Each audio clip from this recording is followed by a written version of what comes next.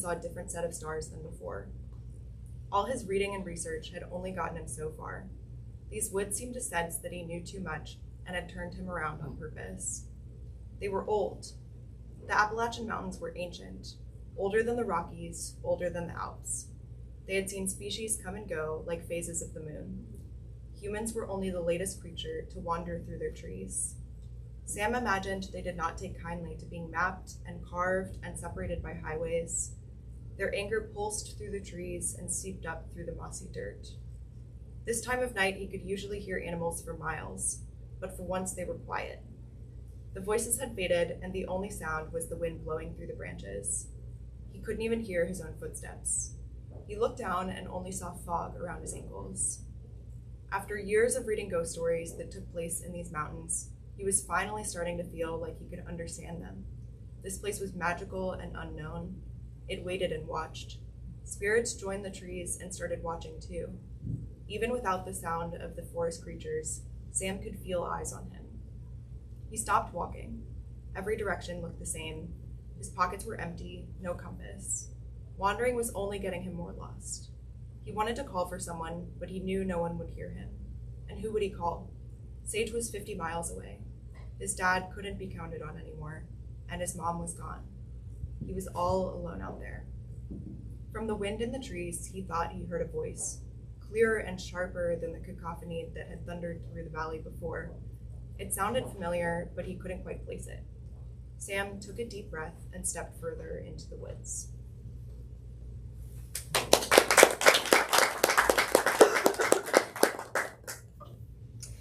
So, thank you all for coming to talk about Blue Ridge Calling. Blue Ridge Calling is this sort of ghost story, sort of mystery, kind of in a way, a little bit of a road trip friend story. I really loved it. I know y'all will too, if you have not read it already. So the first question I have for Olivia is about the setting. It's called Blue Ridge Calling. I know from hearing you talk to your friends and family that you grew up in Greensboro and not the mountains. So what was the decision like to set the book in the North Carolina mountains and then to build that setting so beautifully? Yeah, so for a little bit of context on writing the book, I started working on this when I was a freshman in college, and I was going to NYU, which is very far away from where I grew up in Greensboro and is very different. There are much fewer trees. It is not as green. And I was very homesick, sort of unexpectedly so. I had always liked New York. I thought that I would thrive there. And I found that in leaving where I grew up, I was able to really appreciate everything about it that is so beautiful that I had taken for granted. And so I started thinking a lot about North Carolina, about home. This was also kind of a unique time in that it was in the midst of the lead up to the 2016 election. And I had left a home state that had historically voted red and was living in New York City, and making a lot of friends who had never been to the South before and didn't know anybody from the South. And so I found myself really defending the place that I grew up, that I loved so much, from a lot of questions and criticism that I didn't expect. And then when I decided to move back home, there were a lot of questions like, why would you leave now that you've made it out? And why would you go back to this place that, I left only 1 month after the election. And so, my friends, I worked at the LGBTQ center at NYU, and some of my friends were concerned and confused. And, and so I found myself really wanting to explain what I love so much about the place that I'm from and share that love with people who, have no context for it. I wanted to share like a positive queer coming of age, but the decision to set it in the mountains was because I knew that I wanted it to be about ghosts, and I wanted to delve into folklore. And I think that the mountains have such a specific and rich legacy of folklore, of magic, of ghost stories, that doesn't exist anywhere else, and that is so complex and interesting, and that spans a very complicated history, and a very unique history to this place. I think, the Appalachian Mountains can be so, the communities in the mountains can be so isolated from other communities because of where they are, and I think that creates a really unique cultural experience with regards to folklore. I think that now, in the age of like the internet and globalization, folklore has sort of not diluted, but like it's more spread out. It's less localized, and so the fact that we still have such incredibly localized folklore in the mountains made it such a like rich area for exploring that through this and the ghost stories that so like in the book, for those who haven't read, the two main characters, Cora and Sage, are looking for Sage's missing brother Sam, who has been looking for ghosts in the mountains and has gone missing. And so they follow his trail by going to a lot of sites that are supposedly haunted, and those are all real places with real ghost stories from North Carolina, from the mountains. And so it was all there. Those stories are so interesting to me. I've always loved hearing about them, and I got to talk to people in my life who heard them growing up and who have specific connotations for those ghost stories. So that was kind of my motivation for wanting to set it in the mountains, is first of all because I love them, and because I was like, part of what I was missing about home was the nature. And so I find that like there's so much untouched nature in the mountains that you don't get anywhere else. And part of it was this like incredibly rich folklore history that I could kind of pull from. Amazing. I think it really comes through, like, even though Pine Brook is made up, like, this feels incredibly real. And I think the relationships between characters also feel really real.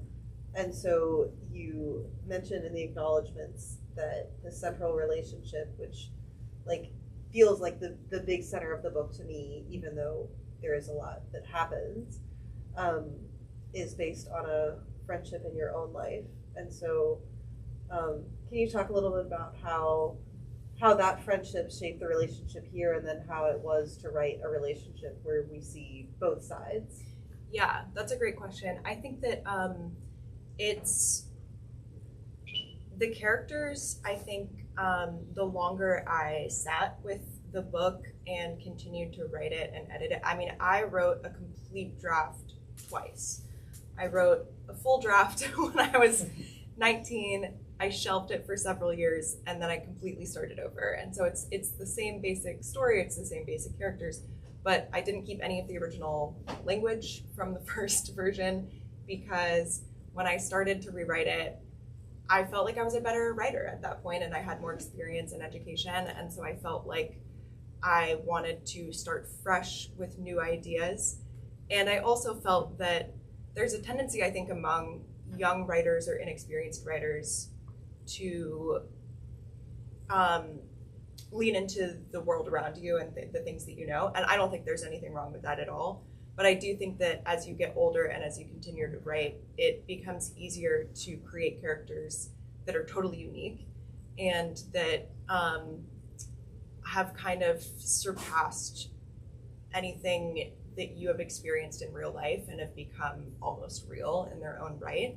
So I think the two main characters in the story were originally more based in my real life. And then as the book evolved and as it was edited and reviewed by other people and informed by the research, it became those characters became now characters that I feel like I know and recognize as being people. But the friendship, I think, is something that was really important to me to write about because, like you said, it is the central relationship of the book, and the book does have romance in it.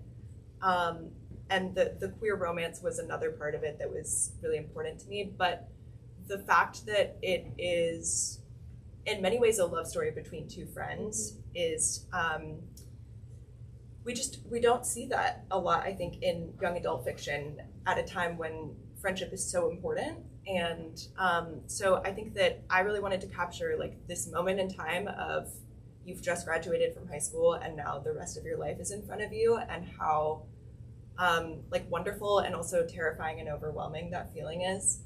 And that oftentimes it's the friendships that you have that are most salient in those times of your life.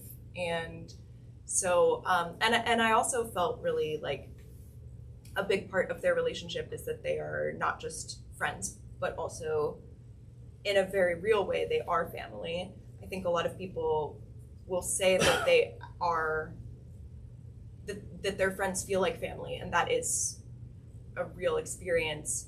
But Sage and Cora have this relationship that is based in their family having like a shared community and having like chosen each other to help parent together and to raise their children together. And so that like exploring the nuances of that relationship as something that I experienced was really interesting, because I think it's not something that everybody has.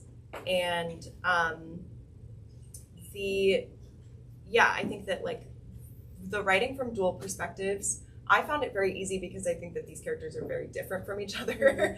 And so they have different personalities, they have different motivations, and they have different things that are going on in their lives that are most salient to them. So like Cora she's just graduated from high school. She's supposed to go to New York for art school at the end of the summer. She's very like wary of leaving home, and she's just broken up with her high school boyfriend and dealing with the awkwardness of both being still in town for the summer, and she's starting up this new romance. Those are all really overwhelming things that she's focused on. And then from Sage's perspective, first of all, Sage has like a marked lack of interest in romance that I think is like a funny foil to Cora, mm-hmm. who's like caught up in a lot of relationship drama throughout the book. Whereas from Sage's perspective, we see that situation from the outside as somebody who isn't interested in romance, thinking like, this is stupid. She has no patience for it. No patience for it, and loves Cora but doesn't care about her relationships. And I think that Sage is also a year younger. They're at such an interesting age of whether or not romance is a big part of your life. Is like there are so many people who don't experience romance or are not interested in romance until later in their lives. Of course, there's people who never become interested in that, but like it's a time where you're put together with a bunch of different people of your age, and some of them are really like captured by romantic interest, and some of them just aren't. And the friction there, I think, is funny and interesting to me. Yeah. Does that answer your absolutely. And I'm jumping around my questions a little bit, but you mentioned that you started writing this, and then that you wrote all of it when you were 19, then set it aside. Obviously, in your bio, you've done a ton of writing of different types. Like, I think less so maybe what made you want to write a book at 19, but what made you come back to it. Because writing a book is so much time. It just takes so much time. Yes. The pandemic happened is what happened. Yes. Yes, Sarah is recovering from COVID, and I'm so yes. grateful. I did test negative. Yes. Wearing a mask. But I'm so grateful for her to being there. But it is, it's a salient concern at the moment. Indeed. Yes. When the pandemic started, I was living alone and working from home. So I was incredibly lonely, and that continued to be true, for months. And so I had a lot of time on my hands, and I was feeling disconnected from my life as I had known it so far. And I also spent a lot of time outside in nature by myself. And so I wanted to return to this story that is very hopeful at its core. Like, the story is about grief and loss and death. I mean, I think every ghost story is a story about death. And it's a story about two young people who are dealing with overwhelming circumstances of grief, of a missing person, of, adventure, but also fear and the regular fears of the future that you have as a teenager. And so it's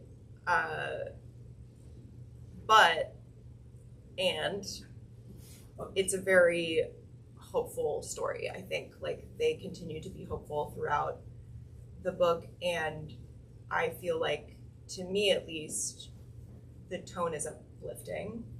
And so that was something that I was really jumping into during the pandemic, in a time where I think everybody struggled with feeling hopeful and struggled with remembering like what about life is fun and interesting, and where I think we were all drawn to nature after like being inside for a long time. So and I felt like I could do it justice. I thought that I could do a better job than when I was 19, and I wanted to kind of challenge myself in that way. I had not written a full book-length project since this book, and so I thought that would be a good place to start. I had graduated. I graduated in 2019 from UNC with a degree in creative writing, and then less than a year later was when the pandemic started. So I was in a position I was starting a career as a communications professional in the nonprofit setting, which I still do, and I really enjoy. And I was kind of grappling with the question of like, what is next for me as a writer? And how do I fit writing into my life now? What is the project that could be the next step for my career? And so that's what this ended up being. And I did feel like if I write it and it doesn't feel right and it doesn't get traction, then I will just write another one. Yeah. But you have to start somewhere, and you have to just pick somewhere. So that's kind of how I landed on this as a project. Cool. I like speaking to the hopefulness.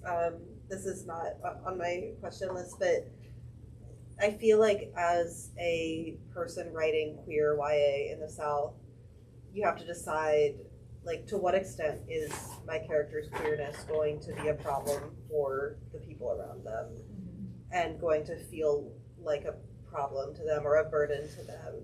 And obviously, like, we have a lot of YA books in a different era of YA that were about sort of only that, like, struggle.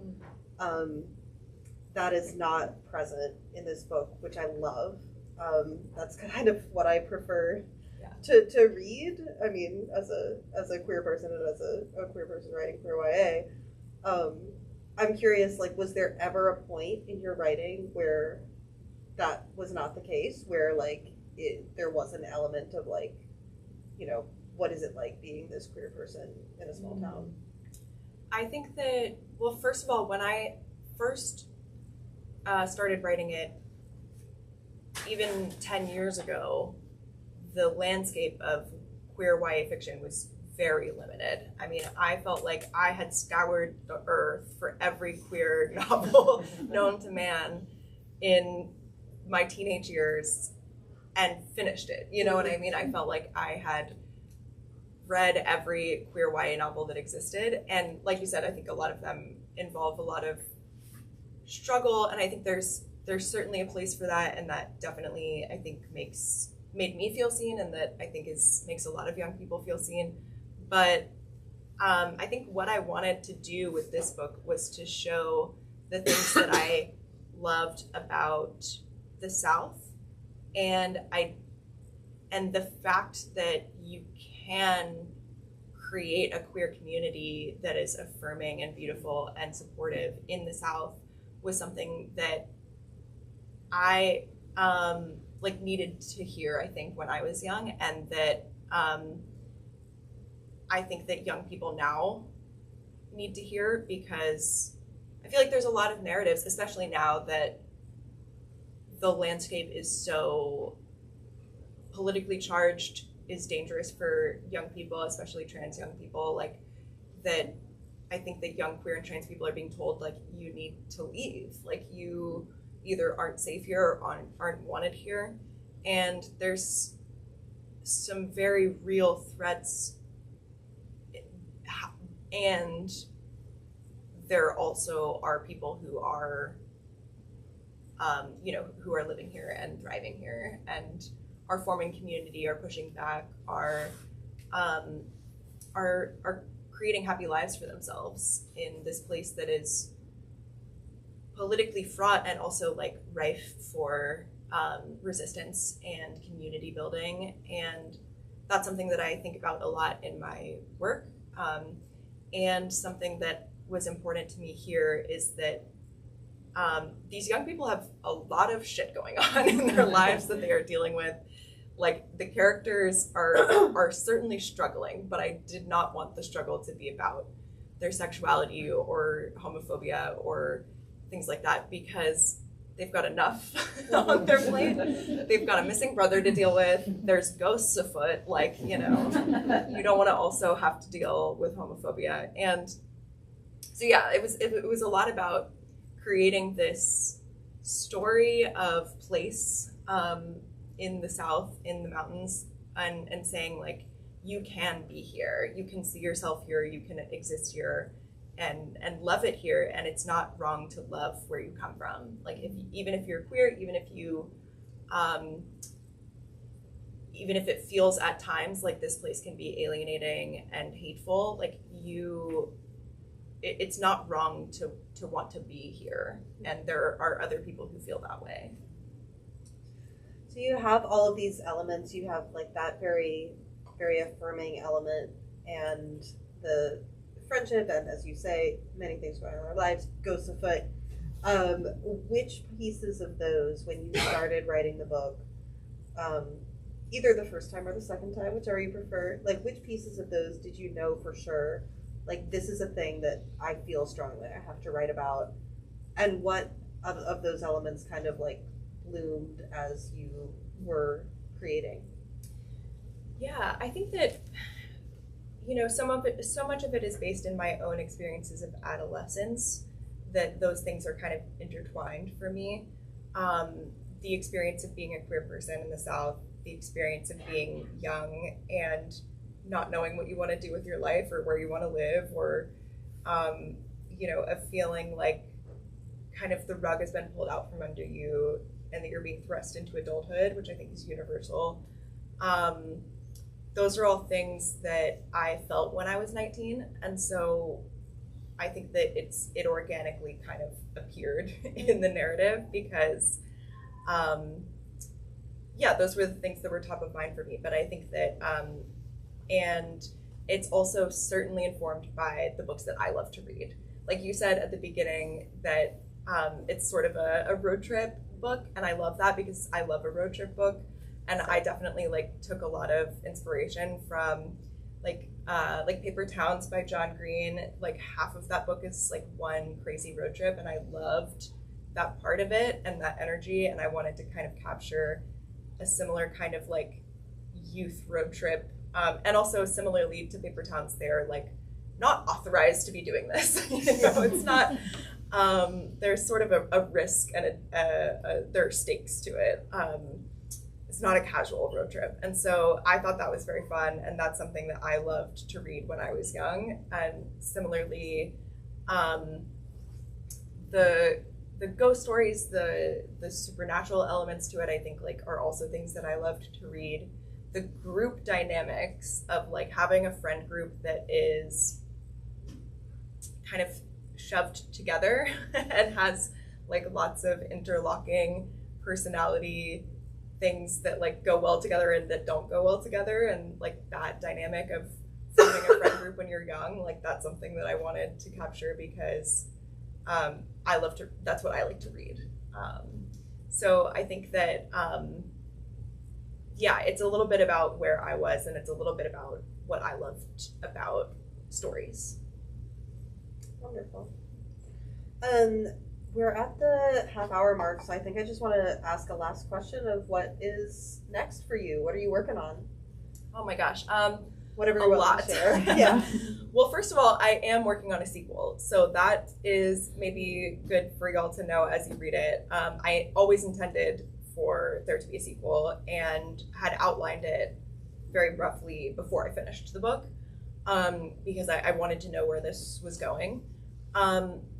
I think it can exist as a standalone book, but I think that there's some kind of questions left over that I really want to write more about, and so that I have outlined and have been kind of slowly chipping away at. I'm hoping after this book tour is over that I will have more time in the next year to devote to writing. But so I have a sequel in the works, and then I also have a couple of other like bigger works in progress that I've been working on for a little while that I'm hoping to devote some time to. The main one is a fantasy novel based in a very specific folklore niche of like Celtic and Arthurian mythology in Brittany in France. I had such a wonderful experience traveling to visit a friend in Rennes when I was in high school, who took me to visit a lot of local places. My French was, the French of a 17-year-old, and so I was, a naive American at 17, and I just assumed that most people in France spoke English because I think, and that's true in a lot of the big cities, and it is true for a lot of young people because now they are required to take English classes in school. But the girl that I was staying with, who was my age, her parents didn't speak any English at all. So when they would tell me like where we were going and what we were going to see, I like understood like 10% of it. But I was happy to be there and go wherever they wanted to go. And so they took me to this forest called Brocéliande, which is also known as the Val Sans Prétot, the Valley of No Return. And the legend goes that Morgan Le Fay from the King Arthur stories, put a spell on the valley. She like had an affair with one of the Knights of the Round Table who spurned her, and so then she put a spell on the valley so that unfaithful men could not leave the valley once they entered, which I think is a really funny and interesting, complicated idea from the lens of modern gender and sexuality. So so it's sort of, I'm working on a story that is sort of a queer romance that plays with the fairy law around that idea. And those stories are kind of the really intertwined with the origin of the Fae and like the Fae realm. And so it's sort of about like, what does that mean? What does it mean to be unfaithful? What does it mean to like have a magic that is grounded in gender and sex?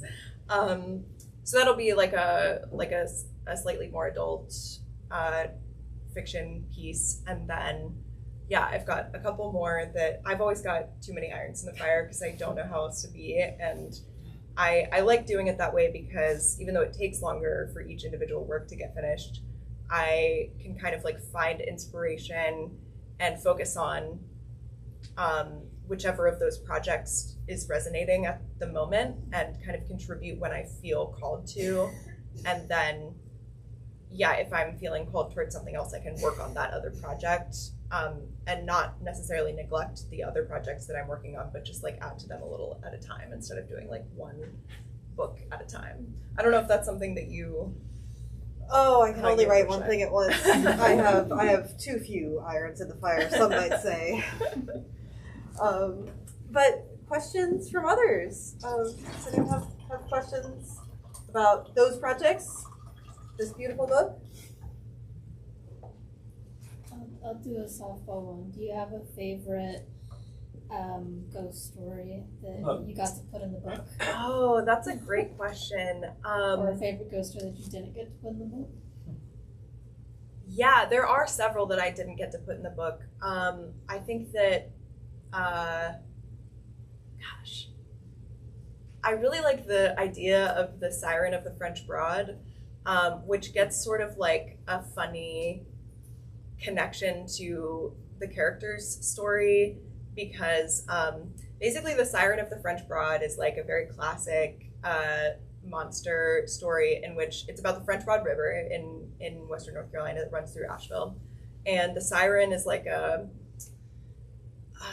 monstrous woman spirit ghost thing that lives in the river, and she like appears as a beautiful woman to men by the river and like lures them into the river and drowns them, which is like a very classic setup for a ghost story of like woman drowns man. But it ends up like this is a group of teenagers, many of whom are queer, who are not themselves interested in ghost stories. They are following the trail of these ghost stories because they are trying to find someone who is interested in them.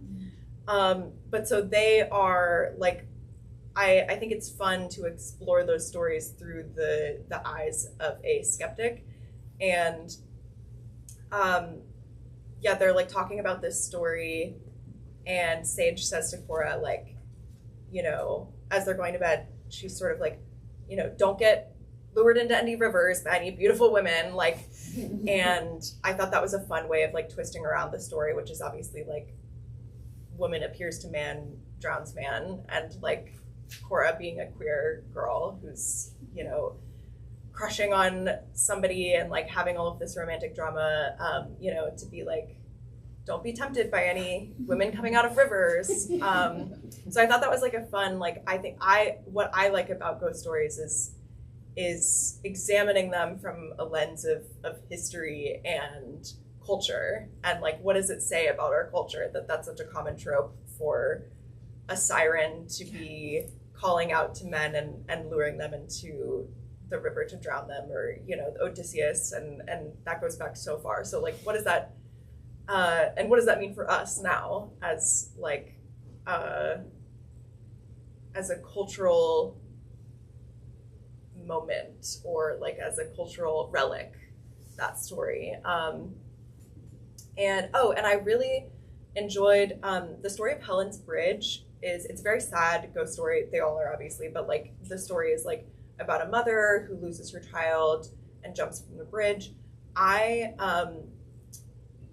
have a friend who grew up in Asheville who had like extensive knowledge of this ghost story and recorded a video of themselves explaining the whole story to me in all of its detail and sent it to me, which was so great to have. Like, you know, I was doing all of this research, and not a lot of people are writing about old ghost stories anymore from an anthropological perspective, from an ethnography perspective. So to have like a firsthand account of like, this is how I heard it when I was growing up in the mountains, was so valuable to me. And so that story, like, I think is very special, and like ends up being, I think, one of the more important sites on their journey. I think because I had, and that I went there. I went to everywhere that is real in the book I have been to.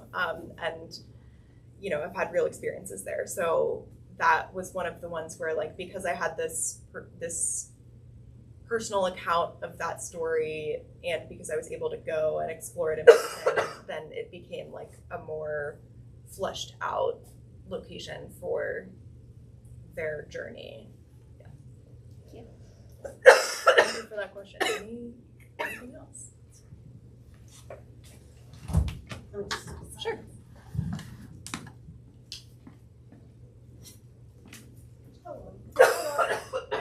You talked a little bit about books that inspired you. I'm curious if there are other pieces of media, like songs or TV shows or movies, that you think of when you think of the book, or maybe influenced it. Yeah, that's a great question. It's funny because the first thing that came to mind is, like, on Tuesday when I did the event in Nashville, F.T. Lukens, the author who did it with me, said that they got strong Stand By Me vibes from the book, and I have unfortunately never seen that movie. And I was sort of like, totally.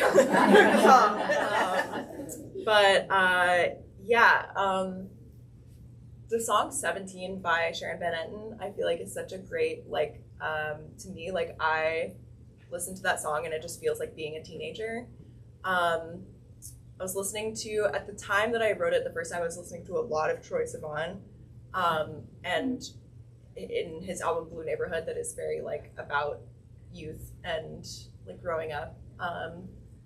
And yeah, I don't know. I watched a lot of Supernatural at a really formative age, so that I don't think that's going anywhere in terms of, like, influences on me, for better or for worse. But I do think that, like, for all its flaws, Supernatural, it has a great like the balance of playing it straight in terms of, like, the supernatural elements of a story and reacting with humor. I think that balance is something that I tried to strike in the book, where they're not really they're not taking the story seriously. They're not dismissing the idea of ghosts so much, but they are sort of just, like, finding humor in the stories that they're learning about, and so that, I think, was, like, probably influenced by that kind of media, where it's sort of like, these things are real in this universe, and it's still funny. If that makes sense. So I think you mentioned that you got a lot of these stories just from family members and friends who are from the area, but I was curious if you had any specific folklorists or anthologies or folk artists that you drew inspiration from, or, like, were part of your research for the book. Yeah.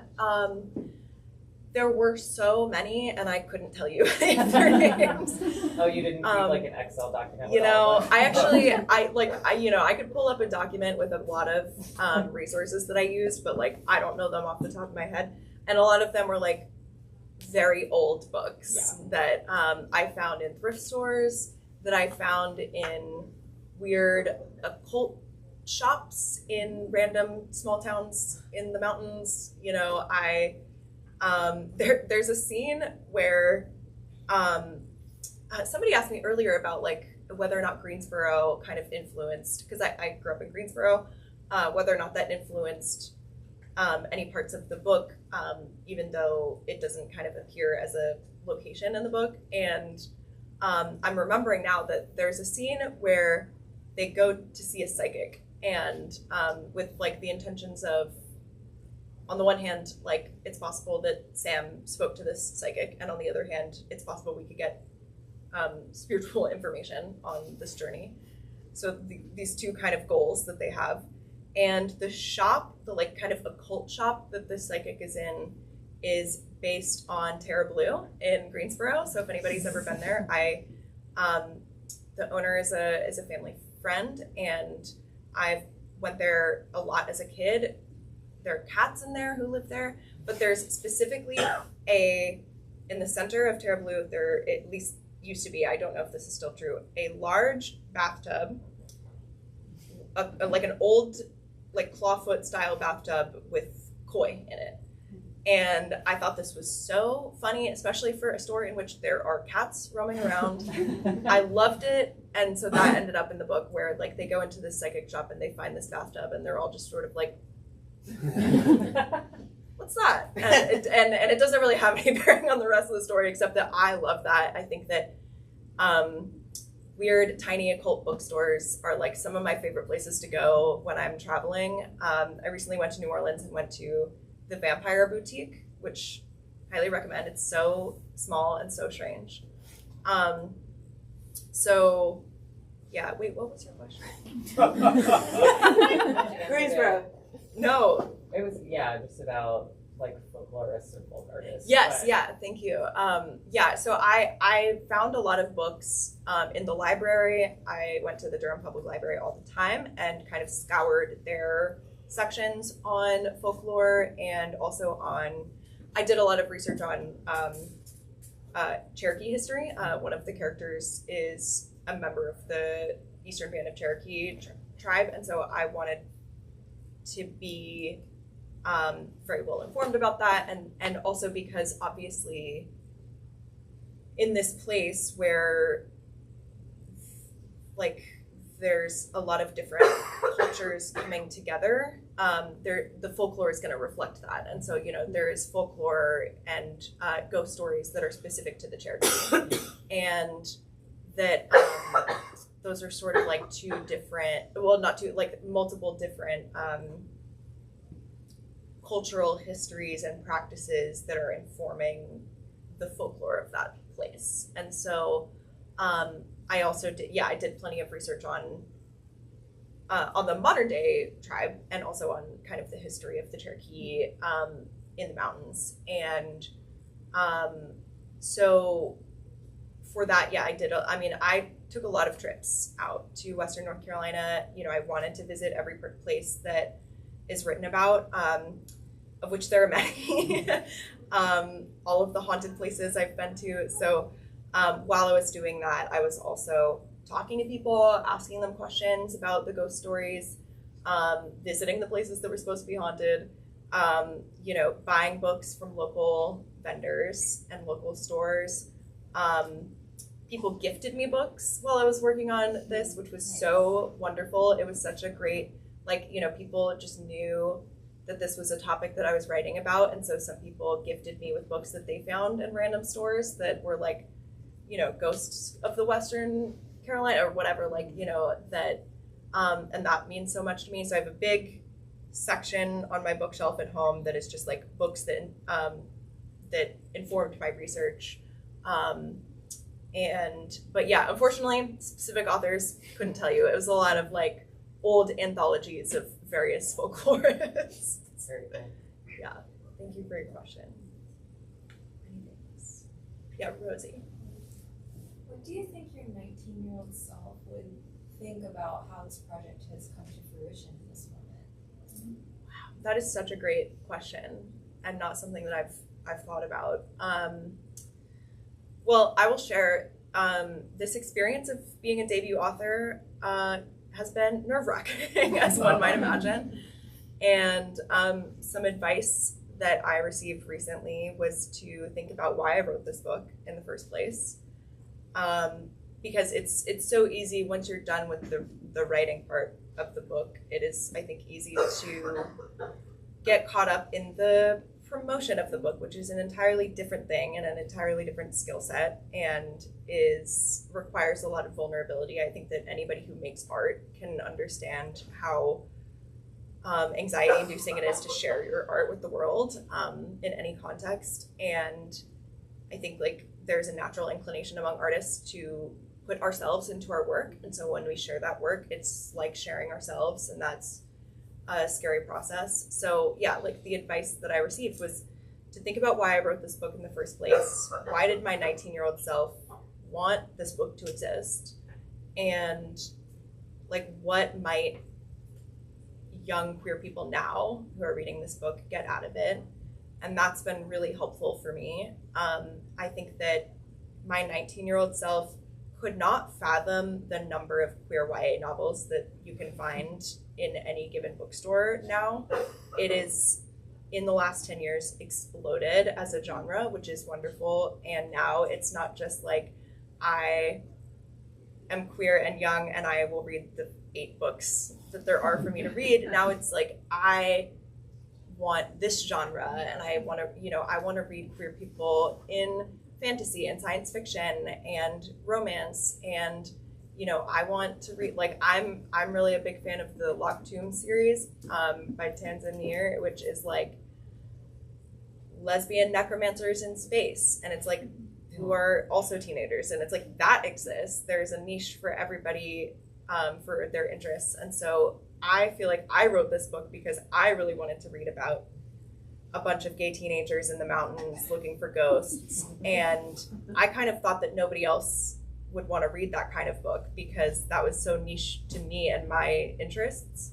And so every time that I've shared the idea for the book and people have said like, oh my God, that sounds like exactly what I want to read, it feels so special to me because I think like, there's books out there for everybody that are going to like resonate with different people. I think my 19-year-old self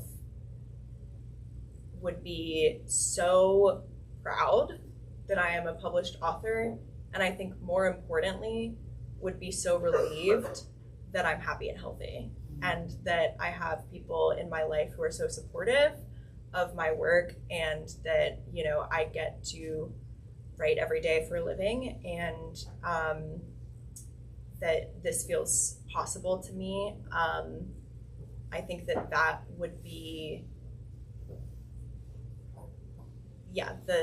the biggest thing to 19-year-old me is like that feeling of being 19 doesn't last forever.